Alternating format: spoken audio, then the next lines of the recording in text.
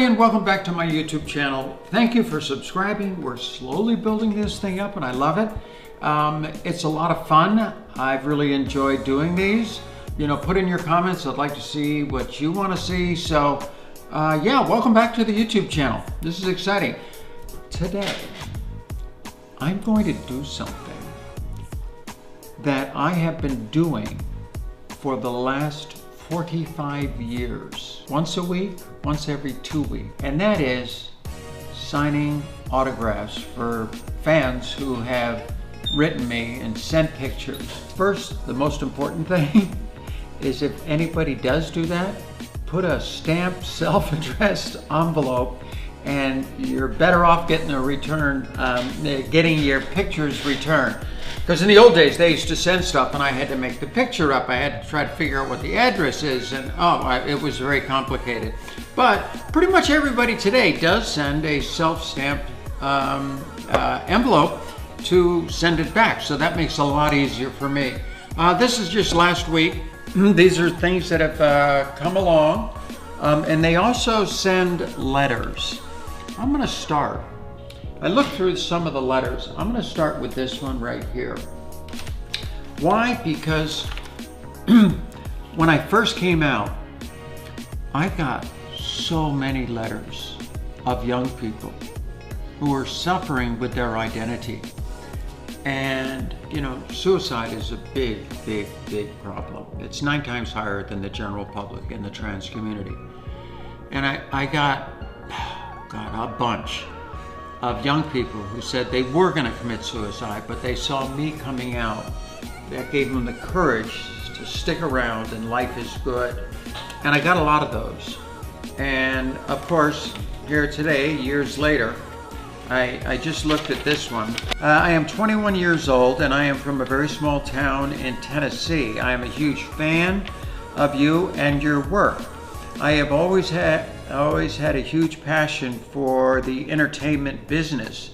Ever since I was a young kid, I looked up to you. Kids at school always bullied me because I was different.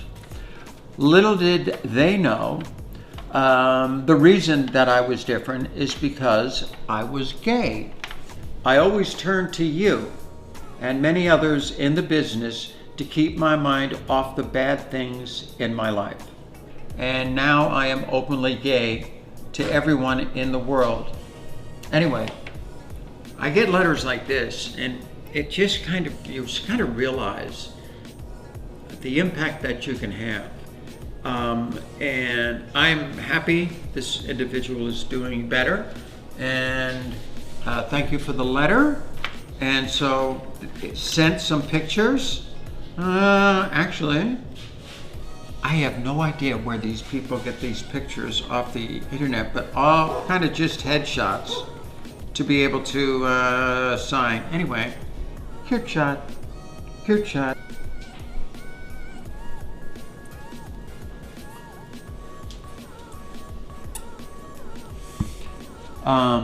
Actually, for the last 45 years, I didn't get any this time because they're getting more and more rare, is Sports Illustrated covers. 1976, I was on the cover of Sports Illustrated after I won the games. And then many years later, in 2015, when I came out, made the cover again. I never really show my medal. There it is right there. I never really show the medal. I kind of keep it tucked away in a safe, but I know it's in my safe. I've never displayed the medal, especially around the kids. Actually, I never even had anything athletic, pictures, this and that in the house, like you had your ego room. Why? Because I didn't want to put the pressure on my kids they have to do that too, you know? So I kept all that stuff away, and I've always just kept the medal away. To be honest with you, it's very good for show and tell at school. And that's about the only time I brought it out. And Kendall and Kylie would go and wear the medal for show and tell. It was great. Yeah, that's why you win gold medals. Now, about your signature. You know, Arnold Palmer, who is one of my heroes, one of the greatest golfers of all time, and honestly one of the greatest human beings of all time, always said to make sure that your autograph is legible. You know, too many people, you ever see when they're like autograph collectors, they people scribble their name and you can't even tell who it is, so at the bottom of it they actually print out who that signature is. I've always tried to keep my signature, it's pretty close, but I've tried to keep it so you can actually read the signature. Yeah, right legibly. Actually, I remember talking to Courtney and Kimberly and everybody, signature, and I said, you can't even read that. You know, actually from this one, thank you so much for your time today. I hope that you find you doing very well today. Thank you for being you, and you are a true inspiration to so many. That's kind of cool. That's a good feeling. I get a lot of this one right here. Actually, this is kind of one of my favorite pictures. This was from the Olympic trials leading up to the games in 1976. I'm running the 400 meters, and every time I look at it, I said, oh my God, I ran the 400 meters so fast, and you know what? I only had one leg. The photo, you can't see my other leg. It looks like I got just one leg. But honestly, it does come down, and I keep going.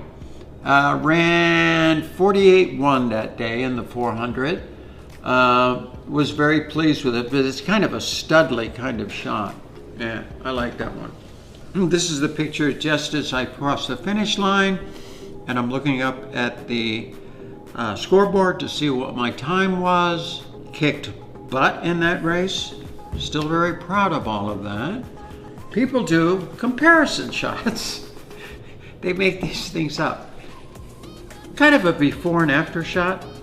Yeah, I was really young. I was probably 26 years old. And that picture, 65 years old, looking pretty damn good. Been collecting for 35 years. My 35-year collection, which is online, and more than 2,000 greetings and dedications from heads of state and government. Here we go. We got this one. Oh yeah. Sports Illustrated cover, working there. Looking good here. That was actually in New York. I have my little Caitlyn. You got to get in close on this one. I have my little Caitlyn right there, wearing it that morning, and I still have that one on today. Actually, it's kind of a sad story about the necklace. I've worn it, I pretty much put it on, I pretty much have worn it ever since I came out. There was a friend of mine, Bara, who was the executive producer for the ESPY Awards. After the ESPY Awards, she gave me this necklace, and I put it on, and I pretty much had it on for the last 5 years. I don't take it off because it means a lot to me. And about 9 months ago, a year ago, probably 9 months ago now, she passed away in her sleep. And I mean, she wasn't even 50. Life is precious. And now, because of her, I kind of just keep this little baby on. Okay, the cover shot for Vanity Fair. Annie Leibovitz came out for Vanity Fair. I was not out yet, not even close. Came out to the house here to shoot this. We set up because it was so secretive. We had security up in the mountains. Nobody could know what was going on. And we set up a little studio in the garage. We moved all the cars out, set up a studio, and went down there. Of course, Annie, she's like you got to wear this and this little kind of bustier kind of thing, which actually I kind of like. We went down and we shot it. I didn't know what the cover was going to be or the cover shot was going to be. But then when it came out, it was a little on the sexy side. I had been for so long a victim of paparazzis, rumors, just junk online about me. I had done Diane Sawyer, and that was about 2 months earlier. And then my first time coming out, that's why I called it Call Me Caitlyn. And the picture, Annie Leibovitz did such a phenomenal job, and Vanity Fair did such a phenomenal job with it. It was a big FU kind of to the rest of the world. Okay, it's over with. Now you know my name. I have to move on in life. So this picture for me was iconic. It won Vanity Fair, it was like the best cover of the decade. Was picked by some publishing magazine. But it was iconic. But once I did that, it was over. I was out. And it was such a good feeling. I didn't have to hide, didn't have to lie, didn't have to do anything. I could just be myself. And so, yeah, that picture was real important. Yeah, wait a second, this is kind of a cool one. This guy actually did a very nice job on this. Let's not mix them up. This guy did a very nice job on these. Some people take the time and the effort to do these pictures and make these pictures that, I'm really proud to be able to sign them, It obviously means a lot. My name is Ricky. I'm going to leave the last name. I'm writing to you on behalf of my girlfriend, Ashley, and myself. We live in a small military community in Nova Scotia, and along with this pandemic, the unfortunate recipients of a mass shooting last week. Times are tough, I'm telling you. This is just, the world's kind of going crazy. During these times, we decided that we would try to mail some former Olympians and add to our Olympic collection. We have designed our own little trading cards, little photos, and hope that you'd be kind enough to sign them. And we, disruptive and all this sort of stuff, and they put the mailing address, but they went out and made these their own personal trading cards. I think that's really kind of cool. Hollywood icon, I love that. This one, that was actually during the Annie Leibovitz shoot downstairs in my garage. And then an Olympic one when I was a young little stud. On the stand in Montreal. On the stand at the ESPYs.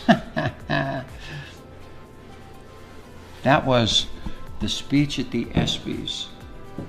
Was probably the most important speech I'll ever give. It was my first public appearance. It was so important to the community. I spent a lot of time. Actually, I've never had a writer work with me on a speech, but in this case, ESPN said, we'll gladly get you a writer. So I thought, you know what? I think that's good. It was an 8-minute speech. I practiced it, put it on teleprompter. Normally I'm kind of off the cuff. I put it on teleprompter. Practiced here at the house on my own little teleprompter. And went in there and I pretty much had the whole thing memorized, exactly what I was going to do. But that speech was so important. A little scary because I was afraid I was going to trip going up. Abby Wambach was on top. She was doing the introduction. I said, Abby, you come down there. I got these heels on. I got a long dress on. I am not tripping going up those stairs. I was more nervous going up those stairs than I was when I ran the hurdles in 1976. At least when I ran the hurdles in 1976, I knew what I was doing. And yeah, but I made it up the stairs and was able to give the speech.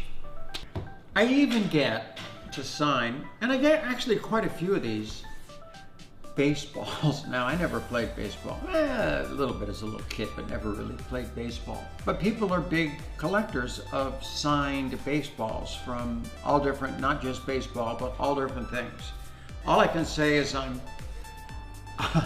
glad I wasn't a golfer, because do you know how difficult it is to sign golf balls? They're so small. At least this, you can sign right across what they call the sweet spot. Not easy to sign a baseball, but it's signed. All right, I'm gonna finish this up, but I wanna thank everybody. I mean, honestly, for 45 years, people have been sending me stuff to sign. I try to do my best to keep up with it. Try to sign as many as I can, as long as it's a stamped self-addressed envelope to return it. But I just want to thank people. People have been so nice to me, so good to me, and I'm very appreciative of that. And yeah, I'm gonna finish signing away, but thanks for being with me. It's nice to have somebody here. I usually do this all by myself. And thanks for following me on YouTube. This has been exciting. I've got some really great things coming up, a lot of fun stuff. Yeah, so thanks for subscribing. And we'll keep the stuff coming.